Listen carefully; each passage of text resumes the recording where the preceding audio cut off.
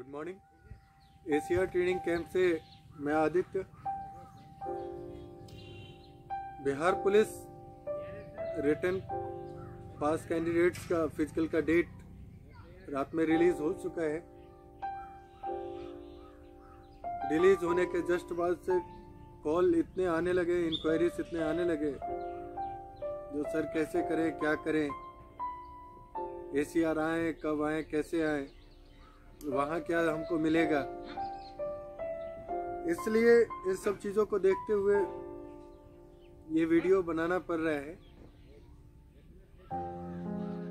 बच्चों का एक सबसे बड़ा क्वेश्चन ये है कि सर कैसे होगा। समय बहुत ज़्यादा नहीं है। बच्चों को ये भी डर है कि मेरिट भी बहुत इजी नहीं होने जा रहा है, क्योंकि बीच में समय बहुत मिला। इस समय का जिन बच्चों ने बेहतर उपयोग किया उनके लिए एक बहुत बड़ा प्लस पॉइंट है। और जिन बच्चों ने ऐसा सोचा कि कोरोना के कारण या इलेक्शन के कारण सरकारें बदलेंगी, इन सब कारण से शायद हो सकता है एग्ज़ाम रद्द हो जाए, फिजिकल टेस्ट हो ही नहीं या वैकेंसी ही रद्द हो जाए और आराम मोड में चले गए, उनके लिए थोड़ा दिक्कत है, क्योंकि मेरिट उतना इजी नहीं होने जा रहा है जितना इजी पहले जो आपका टेस्ट हुआ था, टेस्ट का डेट निकला था, उस समय होता। मैं सब क्वेश्चन का एक कंबाइंड वे में जवाब देता हूँ कि एसीआर जो आप लोग आना चाह रहे हैं तो कैसे और क्या आपका ट्रेनिंग प्रोग्राम रहेगा, क्या रणनीति रहेगा पूरा ट्रेनिंग का। हम लोगों ने 4-5 चीजों पे विशेष फोकस किया है। उसमें सबसे पहला जो फोकस है हम लोगों का, सबसे पहला प्रायोरिटी कि इंजरी न हो। इंजरी न होना बहुत ज़रूरी है, क्योंकि अब समय नहीं है कि इंजरी हो जाए और फिर हीलिंग हो, क्योंकि हीलिंग होने और इंजरी होने में 10-15 दिन समय लग जाएगा। अब इंजरी से बचे कैसे? इंजरी से बचने के लिए सबसे जो ज़रूरी चीज़ है वो है डिसिप्लिन। मैंने कई वीडियोस देखे हैं, कई जगह ट्रेनिंग होते हुए देखते हैं कोई गोला फेंक रहा है और जस्ट उसके सामने ऐसे घेर के पूरा बच्चे खड़े हैं। ये क्या हो रहा है? ये गोला अगर इनकेस गलती से भी किसी पे गिर गया, किसी के पैर पे आ गया, तो हमको नहीं लगता है कि वो फिर टेस्ट में अपीयर भी हो पाएगा। एक बार की बात नहीं होती है वो प्रैक्टिस में कई बार रिपीटेशंस होते हैं। गलती किसी से भी हो सकता है, चाहे वो ट्रेनर हो या कैंडिडेट हो। तो डिसिप्लिन ये है कि अगर गोला फेंका जा रहा है तो सभी कैंडिडेट्स पीछे रहेंगे, उसका प्रॉपर तरीका होगा। दूसरा और जो सबसे बड़ा कारण रहा है इंजरी का, अभी देखा जाए तो जितने भी हड्डी के डॉक्टर हैं उन लोगों का बिहार पुलिस के बच्चों को देखते देखते परेशान है वो लोग, ट्रीटमेंट करते करते। हाई जंप कहीं भी कैसे भी गद्दे पे, गद्दे का भी क्वालिटी होता है। अंदर थर्मोकोल दे के ऊपर गद्दा लगा के वो हल्का वाला छोटा सा 8-10 फीट का गद्दा लेके उस पे देख रहे हैं जंप करा रहे हैं। रिब्स में चोट आ सकता है, इंटेस्टाइन्स, लिवर्स, इस सब में चोट आ सकता है। हाथ पैर टूट सकता है बिना गद्दा का अगर करे तो। मैं एक एग्जांपल बताता हूँ जो कि हमारे संस्थान के पिछले बैच में हुआ था। एक लड़की बहुत अच्छा ट्रेंड होके गई थी, अपने घर पे अपनी माँ को दिखाने के लिए अपने दरवाजे पे रस्सी वगैरह लगा के हाई जंप की। उनका L3 L4 रीजन में इंजरी आ गया, अभी वो पैरालाइज्ड है, खुद से चल फिर नहीं सकती है। तो नौकरी लेना है, लेकिन इस तरीके से गलत प्रैक्टिस करके नहीं। गद्दा प्रॉपर जरूरी है, गद्दा प्रॉपर, वो छोटा वाला नहीं जो कि जंप करो और उधर फिर नीचे जाके ग्राउंड में गिरो धरती पे। दूसरा चीज, हाई जंप के दौरान मैंने बहुत इंजरी होते हुए देखा है। टेक ऑफ जिस समय आप करते हैं उस समय पैर का जो दबाव पड़ता है, प्रेशर जो पड़ता है, वो हार्ड सरफेस होने के कारण उसमें बहुत हैवी इंजरीज आते हैं, जिससे कि पैर का निचला भाग घुटना में या निचले भागों में दर्द हो जाता है और वो रनिंग को भी एडवर्सली अफेक्ट करता है। उस चीज के लिए हल्का मिट्टी या हल्का बालू वगैरह वहाँ पे यूज किया जा सकता है जहाँ से टेक ऑफ करते हैं। फाइनल प्रैक्टिस या टेस्ट के समय उस चीज को हटा सकते हैं। लेकिन प्रैक्टिस 4 बार 5 बार करेंगे उतने हार्ड सरफेस पे तो इंजरी होना ही होना है।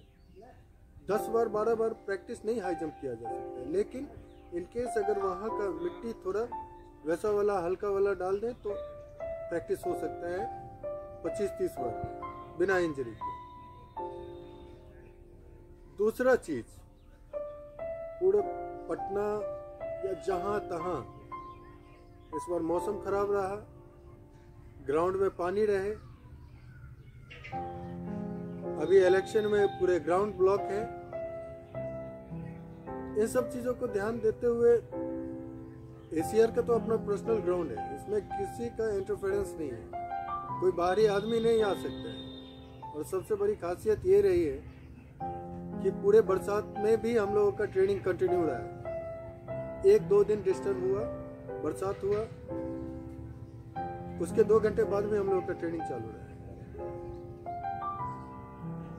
अब पर्सनल ग्राउंड होने का ये बेनिफिट है, स्पेशली लड़कियों को या लड़कों को भी, कि वो ट्रेनिंग में, मान लीजिए ट्रेनिंग चल रहा है, 10 लोग खड़े होके देख रहे हैं, कोई डिसिप्लिन नहीं है, कोई कहीं आ रहा है, कोई कहीं जा रहा है, कोई फुटबॉल खेल रहा है, कोई बैट बॉल खेल रहा है, बीच में बॉल आ जा रहा है, तो डाइवर्ट होता है mind. It is not only your body which works, it is not only your body which performs, it's your mind. ये डिस्ट्रैक्ट होगा तो प्रॉपर परफॉर्मेंस नहीं हो पाएगा, प्रॉपर ट्रेनिंग नहीं हो पाएगा। इसलिए प्रॉपर माहौल की जरूरत है, एक प्रॉपर एनवायरनमेंट होना चाहिए उसके लिए। इन सब चीजों को अगर नज़रअंदाज करते हैं कोई भी लोग, क्योंकि कैंडिडेट्स 12 लाख में से सेलेक्ट होके आए, ये 60,000 कैंडिडेट्स जो हैं बहुत लकी हैं उनके मुकाबले जो रिजेक्टेड हैं। तो ये बारिश और आपका इलेक्शन, ये सब कारण से या कोविड के कारण से कैंडिडेट्स रोड पे दौड़ दौड़ के अपने पैरों में मेजर इंजरीज ले आए, जिसको न्यूरोमस्कुलर इंफ्रैक्शन, ये सब जिसको सिन पेन वगैरह कहते हैं, या पता नहीं कौन कौन सा दर्द है। मैं पटना में देख रहा हूँ, पटना में तो ये कंडीशन है कि फुटपाथ पे मैंने देखा है गोला फेंकवाते हुए। क्या कर रहे हैं? कैंडिडेट्स के साथ साथ दूसरे को भी इंजरी आ सकता है।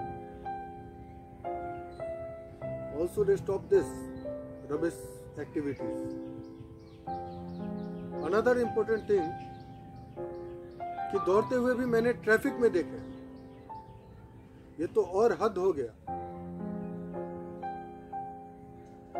ट्रैफिक में दौड़ा रहे हैं, जब आपका एक तो रोड पे दौड़ना ही नहीं चाहिए, हार्ड सरफेस होता है, बार बार नीचे से चोट लगने से वो तुरंत दर्द नहीं महसूस होगा, लेकिन धीरे धीरे घुटना और यहाँ जॉइंट्स डैमेज हो जाएंगे।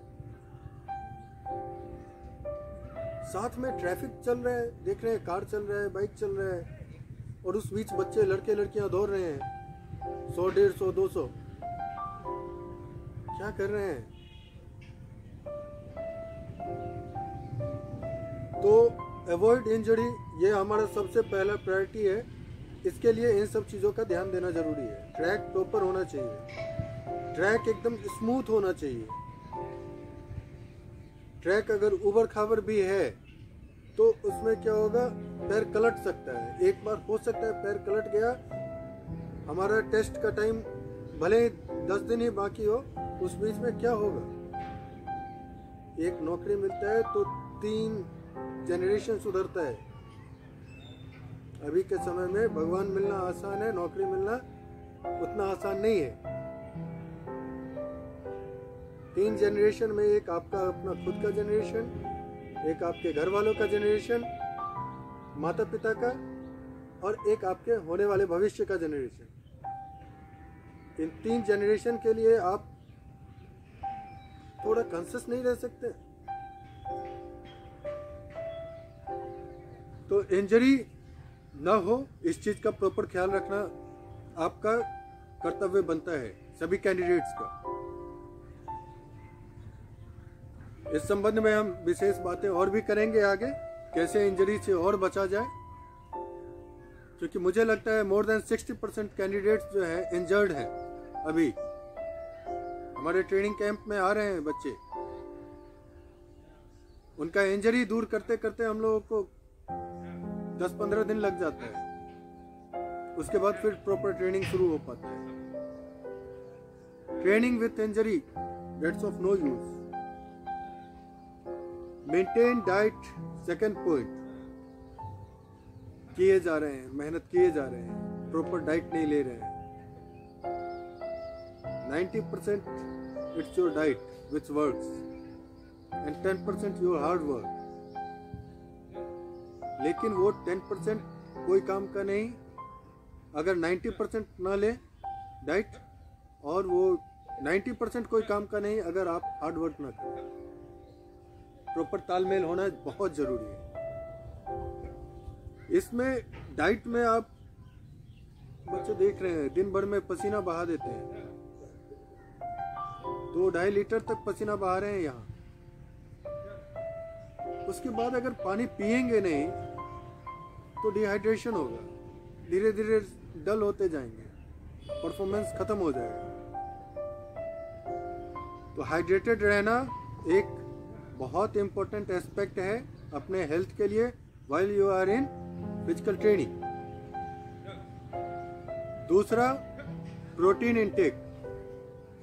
प्रोटीन जो आपका, जो हमारे कैंप में भी ऐसे जो प्रॉपर डाइट वगैरह का जो शेड्यूल है, ब्रेकफास्ट, लंच, डिनर, दूध, फ्रूट्स, इन सब के साथ भी एक्स्ट्रा प्रोटीन की जरूरत है, क्योंकि मसल्स का वियर और टियर ज्यादा होता है ट्रेनिंग में।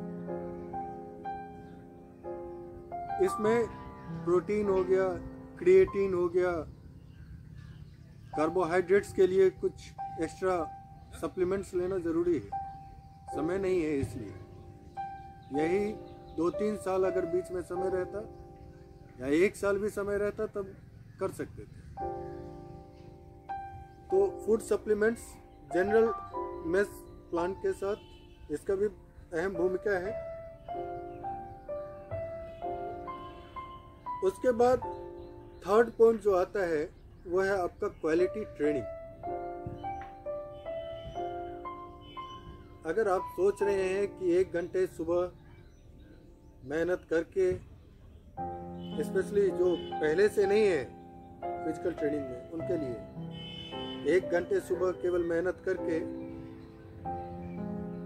मेरिट आ जाए, that is going to somewhat tough, शायद संभव न हो।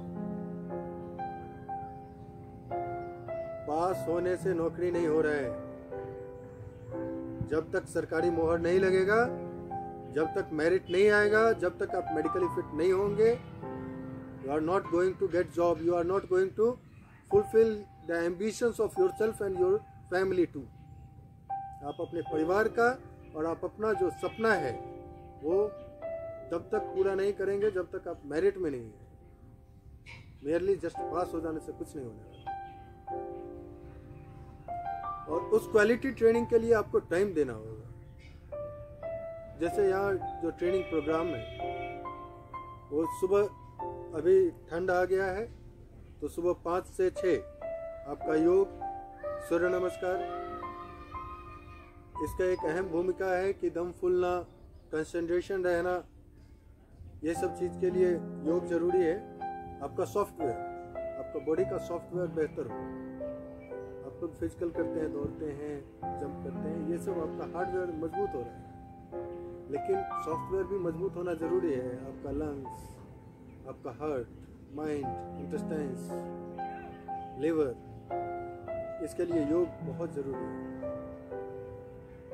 उसके बाद 7:30 तक जो ट्रेनिंग चलता है, बच्चे फिर ब्रेकफास्ट करके 9 बजे फ्रेश होके 9 बजे फिर ग्राउंड में, 9 बजे से फिर 11:30 बजे तक ट्रेनिंग चलेगा। और फिर 11:30 बजे इन लोगों को ब्रेक दे दिया जाता है, आधा घंटा रेस्ट, और फिर 12 बजे लंच करके और फिर रेस्ट 3 बजे तक। 3 बजे आएंगे, उसके बाद फिर पानी पीने के लिए हम लोग 10 मिनट का स्पेशल टाइम देते हैं। सामने में पानी पिलाना जरूरी है, नहीं तो बच्चे नहीं पीते हैं, लापरवाही करते हैं। उसके बाद गेम्स से बॉडी वार्म अप हो गया। उस बॉडी वार्म अप के साथ फिर फिजिकल ट्रेनिंग शुरू होगा, जो कि शाम 6 बजे तक है फाइनल। 6:30 बजे रोल कॉल होके, और किसको कहाँ चोट है, दर्द है, किसको कहाँ दिक्कत है, किसका परफॉर्मेंस का जो रिकॉर्ड है डेली, उसका एवोल्यूशन, कहाँ कौन पिछड़ रहा है, इस चीज़ का हम लोग 7:30 बजे तक अध्ययन बच्चों के साथ करना जरूरी होता है, जिससे कि आगे की रणनीति बनाई जा सके। रात में 8 बजे भोजन के पश्चात एक गिलास दूध पी के आराम से 9 बजे तक, अब जो शेड्यूल आया है ठंड में, 9 बजे तक सबको सो जाना है। Mobiles of, lights off. Proper नींद नहीं लेंगे तो ये फिजिकल ट्रेनिंग में डलनेस आएगा, परफॉर्मेंस अच्छा नहीं होगा। इस तरीके से इंस्ट्रक्टर्स के गाइडेंस के अंदर प्रॉपर क्वालिटी ट्रेनिंग के बाद ही बेहतर रिजल्ट का एक्सपेक्टेशन किया जा सकता है। अब ट्रेनिंग तो हो गया, परफॉर्मेंस भी बहुत बेहतर हो गया, लेकिन क्या होता है कि मैंने इससे पहले बताया है कि केवल शरीर ही नहीं, दिमाग भी दौड़ता है, केवल शरीर ही नहीं, दिमाग भी हाई जंप करता है। अब जब आप टेस्ट में जाते हैं तो एक प्रेशर आ जाता है, कैरियर का प्रेशर, टेस्ट का प्रेशर, घर वालों का प्रेशर, पड़ोसियों का प्रेशर, जो क्या कहेंगे लोग, फ्रेंड्स का प्रेशर। इन सब प्रेशर में आपका बेस्ट नहीं निकल पाता है, और होता क्या है कि आपका शरीर और दिमाग का तालमेल गड़बड़ा जाता है। उस स्थिति में आप बेस्ट होते हुए भी वर्स्ट हो जाते हैं। तो जरूरी है कि मॉक टेस्ट सीधे बस दोहरा दिए, टाइम लगा लिए, हाई जंप करा दिए, नोट कर लिए, वैसे मॉक टेस्ट नहीं होता। मॉक टेस्ट में वो प्रॉपर डिसिप्लिन चाहिए, वो प्रॉपर सीरियसनेस चाहिए, वो स्ट्रिक्ट रूल्स चाहिए, जिसको वहाँ फॉलो कराया जाता है। इसीलिए हम लोगों ने जो ट्रैक भी बनाया है वो एक्यूरेट, जो आपका उधर ट्रैक होना है 320 मीटर का, सेम उसी नाप का ट्रैक बनाया गया, प्रॉपर माइक से, proper roll numbers, chest numbers के साथ। मॉक टेस्ट बहुत ज़रूरी है। मैं तो कहता हूँ जितना ट्रेनिंग ज़रूरी है उससे कई गुना ज़्यादा ज़रूरी है मॉक टेस्ट। तो मॉक टेस्ट के लिए हम लोग ऐसा भी सोच रहे हैं और जल्द ही इसका प्लान भी आप लोगों को एक्सिक्यूट कर दिया जाएगा, जिसमें पूरे बिहार के कैंडिडेट्स एसीआर में भाग लेंगे मॉक टेस्ट में। टेस्ट से पहले test, Bihar police physical test से पहले टेस्ट। कैंडिडेट्स का रजिस्ट्रेशन शुरू हो गया है। उसके लिए रजिस्ट्रेशन मॉक टेस्ट में भाग लेने के लिए बिल्कुल मुफ्त है। कैंडिडेट्स मॉक टेस्ट में बिल्कुल मुफ्त में भाग ले सकते हैं। मॉक टेस्ट के बाद जिनको लगता है ट्रेनिंग कंटिन्यू करना, वो कर भी सकते हैं इधर ट्रेनिंग कंटिन्यू, अन्यथा मॉक टेस्ट में अपने आप को यहाँ आके आजमा सकते हैं। उसमें हाइट, वेट, चेस्ट, रनिंग, गोला फेंक, high jump, colour blindness, medical test वगैरह सब इंक्लूड रहेगा। इससे कॉन्फिडेंस बढ़ता है मॉक टेस्ट से।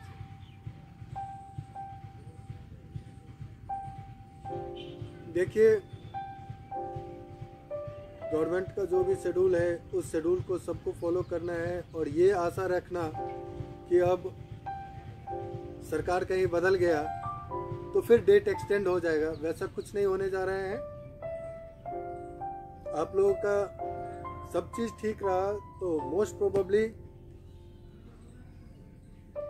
इस डेट में आप लोगों का फिजिकल टेस्ट भी हो ही जाएगा।